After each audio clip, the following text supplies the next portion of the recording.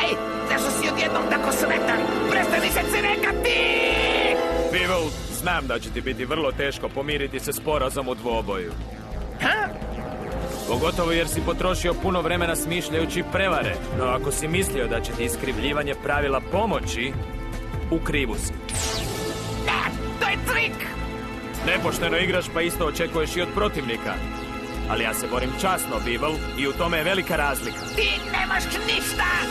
Evo što imam. Gromoglasna lubanja!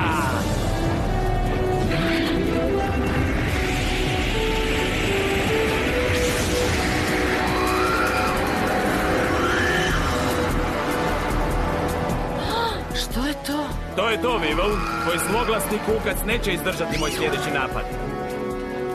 Ha? Yugi je poludio! Njegov je skeleton jak, ali moj je veliki moljac još uvijek jači. Bude li toliko glup da napadne, moje će čudovište zgnječiti njegovo i ujedno uništiti preostale Yugijeve dragocjene životne bodove. Nešto si previdio, Weevil. Moja čarobna magla još uvijek vlaži cijelo igralište. Ha? Ima pravo! Sve je vlažno! Moj je veliki moljac potpuno mokar! Da, a moja lubanja napada strujom kojom će spržiti tvog smočenog kukca.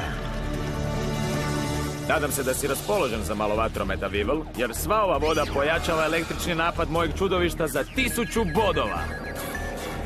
Gromoglasna lubanjo! Napad munjama!